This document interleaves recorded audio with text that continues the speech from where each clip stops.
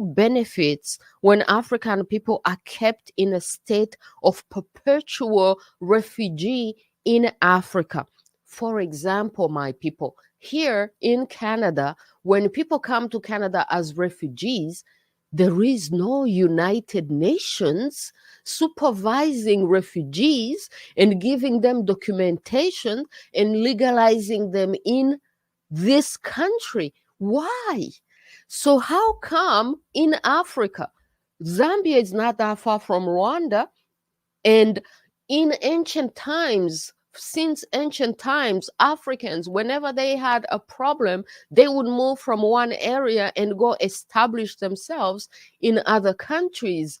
In ancient times, there must have been people who went from Rwanda still and established themselves in Zambia. Where do the people of Zambia come from? A lot of people in Africa, in many countries, they come from the Great Lakes, from us. They come and then they spread out into all these areas. Now, the thing is that if we allow the United Nations to be in charge of refugees in Africa, there will be a perpetual problem of refugees in Africa because the United Nations has no interest in solving this problem, because the United Nations is part of our problems, because the United Nations is part of the people who created these problems. How come when you come to Canada as a refugee, you get processed by the Canadian government, you get the documentation, your documentation by the Canadian government,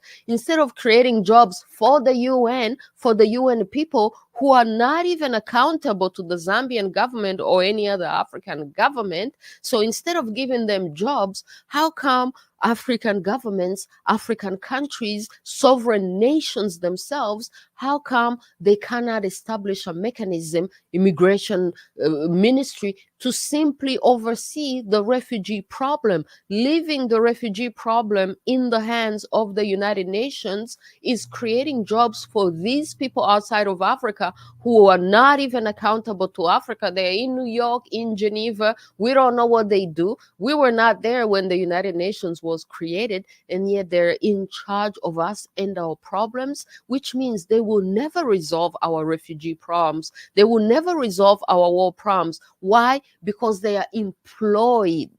They have jobs, good jobs who pay them good money by having this problem, by pretending to resolve this problem, by establishing a network of people who put themselves in charge of refugees in Africa, which is so wrong because it does not and it will never resolve the problem. They don't want the refugee problem to ever end. So how about, like we have here in Canada, when people come into the country, they get processed by the Canadian institutions, by the Canadian government. There's no United Nations coming into Canada to process refugees. So why does the UN get to go into Africa, every country, and interfere and get to be in charge of African refugees in Africa?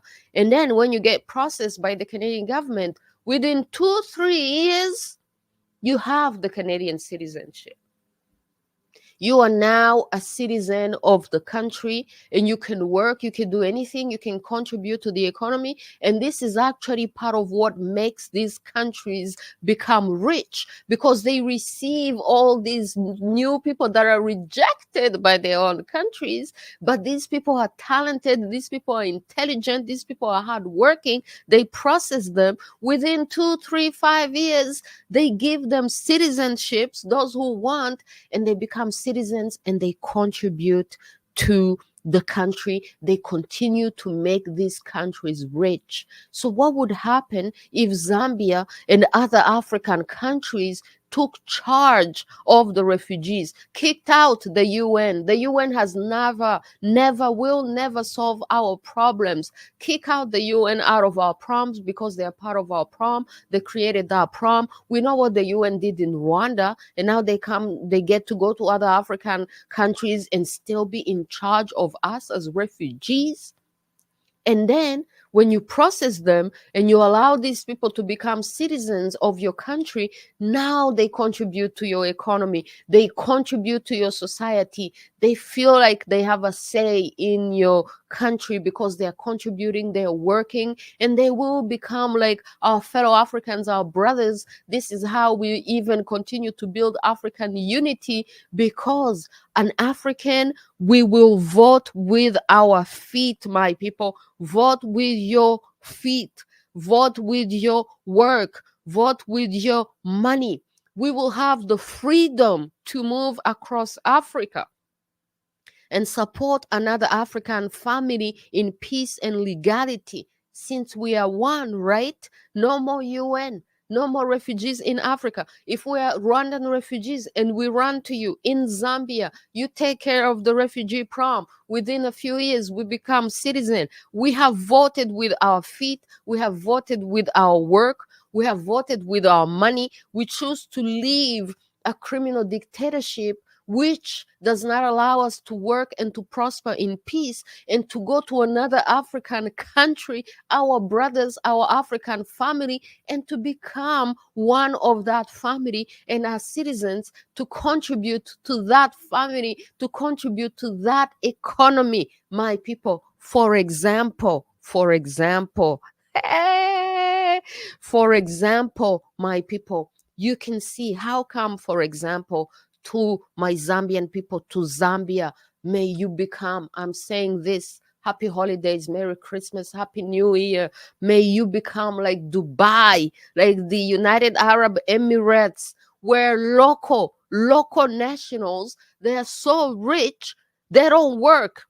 They don't work. How many people in the Emirates, in Dubai, the native people who are born there, the Emiratis, how many of them work? Are they being called lazy and inept because they have to import in all these workers? How many people from all these other countries, from the Kagamistan, the Pakistan, Afghanistan, who go to Dubai to work, because the local people, the native people, they are so rich, and they're like, we're hiring workers from everywhere. People will come from everywhere to work for us because we are so rich and we are the boss. Ooh, my people, this is what I'm talking about, the mentality of lazy versus boss. Nobody is calling the Dubai people, the Emirati people lazy because they have so many immigrants who go to their countries to work, and the Emiratis, they're sitting back like, yeah, we are the boss. We are chilling. We are supervising all these people who are coming from Rwanda, from Burundi, from wherever. We are supervising them. We are the boss. Why? Because our country is so rich, so good, so properly managed. We don't have to work. We are hiring people coming from all over the place working for us. Zambia, my fellow Africans, Zambians, this can be your future. Why not?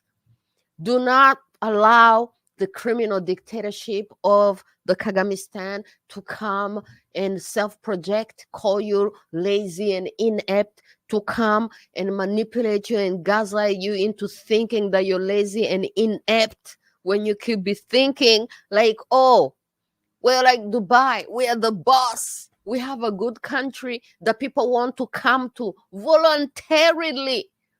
You didn't campaign for people to come to your country. People come to your country voluntarily. They vote with their feet. They vote with their work. They contribute to your economy. You are the boss. Just like the people in Dubai, the Emiratis, who are so rich. They're working, they're importing all these workers who come and work for them. So all we want is for people, for the African countries to ask themselves, why in Africa is the UNHCR in charge of refugees?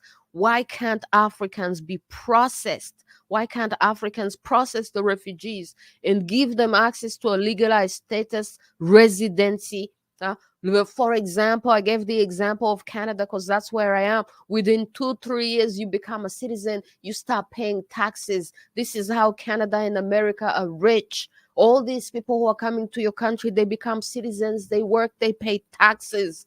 So don't even nobody make you feel like, oh, you're taking in refugees, they're working for you, you're lazy and inept. No, no, no, no, no.